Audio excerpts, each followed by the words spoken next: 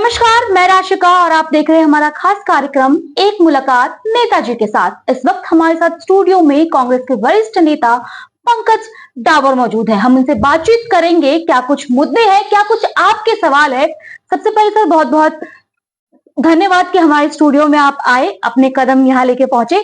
सीधा सवाल, कांग्रेस के 3 प्रत्याशी गुड़गांव में है, आपको ही क्यों चुना जाए? और अगर आपके अलावा किसी और को चुना जाता है तीनों में से, तो आप कितना समर्थन करेंगे उनका?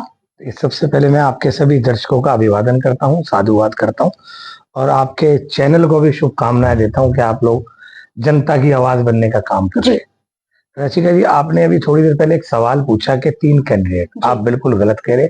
आप 32 कैंडिडेट की बात कीजिए, 32 आवेदन। Highlight hot topic 3 candidate. देखिए, ये आप नहीं कह सकते इस बात को, क्योंकि गुड़गांव विधानसभा में जितने दावेदार है वो आपके सामने है। 3 या 30 की बात नहीं है, ये आला कमान का काम है कि हम किसको शॉर्टलिस्ट करेंगे और किसको हम यहाँ की टिकट देंगे। लेकिन आवेदनकर्ता सभी बराबर है और सभी समान है। एकमात्र कांग्रेस पार्टी में इस तरीके का माहौल है कि चाहे कोई भी आवेदन करे, जाए वो छोटा कार्यकर्ता हो चाहे बड़ा मंत्री हो, सभी को एक समान, एक नजर से देखा जाता है।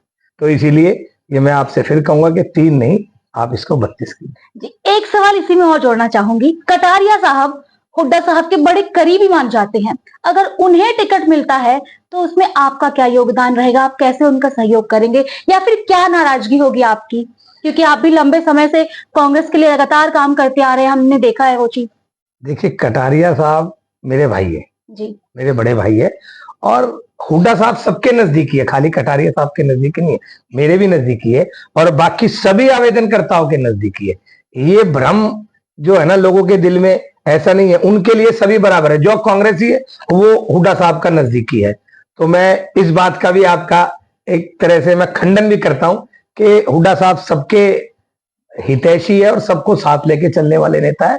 और इसके अलावा आप देखिए कि टिकट किसी को भी मिले, जो इंसान कांग्रेस की विचारधारा का होगा, कांग्रेस को मानता होगा, वो कांग्रेस हाईकमान के फैसले को बिल्कुल सर्वमान्य होगा और सभी एकजुट होकर जीत का परचम लहराने का काम करेंगे। पार्टी अगर आपको मौका देती है और आप जीत भी जाते हैं, जनता भी आपको मौका देती है, तो पहले कलम से आप क्या वो काम करेंगे जो गुरुग्राम की जनता के लिए होगा? देखिए, एक तो बहुत बहुत शुक्रिया कि आपने कहा कि मिल भी जाती है और जीत भी जाते हैं।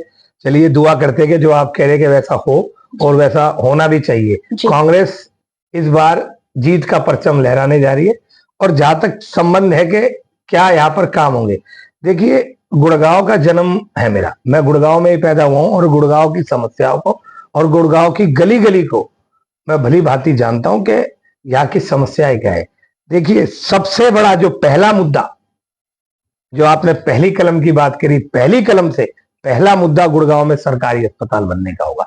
चाहे और कोई काम बाद में हो, लेकिन सबसे पहली प्राथमिकता अगर कुछ होगी तो स्वस्थ सेवाओं के लिए यहाँ के सिविल हॉस्पिटल की होगी। इसके बाद सभी काम होंगे, लेकिन सिविल हॉस्पिटल सबसे पहला काम होगा। गुरुग्राम की जनता को इसकी जरूरत भी है, क्योंकि लोगों की अक्सर शिकायत रही है। आपने सिविल हॉस्पिटल की बात करी, मैं इसमें एक चीज आपसे और पूछना चाहूंगी। सड़कें, सिवर लाइन, तमाम लोग आरोप लगाते हैं, सत्ता पक्ष लगातार आरोप लगाती है कि ये 10 साल जो है इनके पास भाजपा के खेमे में रहा। उससे पूर्व की अगर मैं बात करूं तो कहीं ना कहीं ये सरकारें कांग्रेस के पास थी। उन्होंने कहा इंफ्रास्ट्रक्चर का जो स्टार्टिंग नींव रही वो आपकी पार्टी ने रखी और जल निकासी की चीजें, तमाम वो चीजें वो तब वैसी नहीं प्लानिंग हो पाई और उसका खामियाजा आज लोगों को भुगतना पड़ रहा है। ये सत्ता पक्ष के ओर से आरोप लगाया जा रहा है।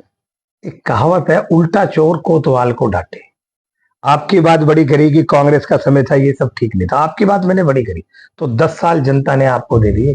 10 साल में आप अपने को 10 ऐसी उपलब्धियां जो आपने जनता को समर्पित कर दी हो। मैं भाजपा के नेताओं से पूछता हूं, आप 10 ऐसे काम गिनवा दो जो आपने जनता के लिए करे हो और जनता को समर्पित करे हो। ये इस तरीके की ड्रामेबाजी, इस तरीके का घुमावदार कि कांग्रेस की देन थी, अरे भाई मैं कह रहा हूं चलो कांग्रेस की गलती थी, आपकी बात मैंने बड़ी करी, तो फिर आप लोगों ने क्या किया? अगर कुछ कमी थी तभी तो हम सत्ता से बाहर थे ना, या वैसे ही थे? तो आज हालात क्या है ये आपके सामने है। तो ये सब कुछ एक लोगों को गुमराह करने के लिए, एक जुमले में फंसाने के लिए, क्योंकि कुछ कर नहीं पाए। सिर्फ यहां पर मलाई खाने आते हैं यहाँ के नेता भी और यहाँ के अधिकारी भी। काम से इनका कोई सरोकार नहीं है दूर दूर तक। गुड़गांव में विकास नाम का शब्द अगर आपको कहीं किसी मोहल्ले में दिख गया सिवाय विनाश के, इन्होंने विकास का तो कोई नामो निशान भी नहीं करा। कितनी सीटें हैं जो आपको लगता है कि इस बार कांग्रेस के खेमे में आ रही है? देखिए, मैंने कहा कि कांग्रेस पूर्ण बहुमत की सरकार बना रही है। अब इनकी तरह हमारे बस की नारा देना तो है नहीं, अब के बार 70 बार, अब के बार 80 बार, अब के बार 400 बार, ऐसे ऐसे नारे दिए। तो नारों में हम लोग विश्वास नहीं करते, नारे देना भाजपा का काम है। मैं एक बात दावे के साथ कहता हूं कि पूर्ण बहुमत की स्थायी सरकार हरियाणा प्रदेश में कांग्रेस की बनने जा रही। आपने पूर्ण बहुमत की बात की, लेकिन कांग्रेस में आपसी गुटबाजी चल रही है। 3 गुट में कांग्रेस बट चुका है, सुरजेवाला, सैलजा, हुड्डा। आप किसे अपना आला कमान मानते हैं? किसकी नेतृत्व में आपकी चीजें चलती हैं? राहुल गांधी जी। राहुल गांधी जी के नेतृत्व में आज आप देखिए कांग्रेस एक ऊंचाइयों पर आज पहुंच चुकी। जो भारत जोड़ो यात्रा जिस तरीके से राहुल गांधी ने करी, राहुल गांधी जी ने, आपने भी देखा, एक उफान, एक तूफान, लोगों ने एक ऐसा विश्वास जताया राहुल गांधी जी में, वो आपके सामने है। राहुल गांधी जी के कुशल नेतृत्व में आज कांग्रेस दिन दुगनी और रात चौगुनी तरक्की कर रही है। और मैं फिर दावे के साथ कहता हूं, आने वाला समय कांग्रेस का है और राहुल गांधी जी इस देश के प्रधानमंत्री जरूर बनेंगे। लेकिन एक तरफ जनता कहती है कि भाजपा का लहर है। देखिए, ऐसी कोई आप मेरे को दिखा दो कहीं कोई लहर का नामो निशान भी हो। आज तो भाजपा के नेता खुद कह रहे हैं कि भाई साहब आपकी सरकार आ रही है।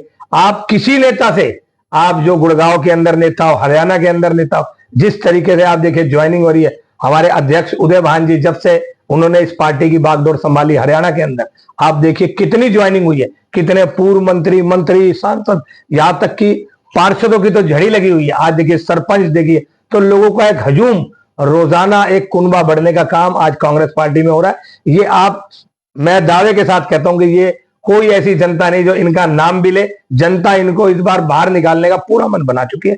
मैं आपको फिर कहता हूं कि भाजपा जा रही है और कांग्रेस धूम धड़ाके के साथ आ रही है। धूम धड़ाका के साथ आ रही है। बिल्कुल आ रही है। तो आपने सुना, हमारे साथ पंकज टावर जी मौजूद थे। उन्होंने अपनी हर वो बात बारीकी से, शालीनता के साथ जवाब दिया। बाकी तमाम तरह के अपडेट्स के लिए आप जुड़े रहे हमारे चैनल के साथ। तब तक के लिए धन्यवाद।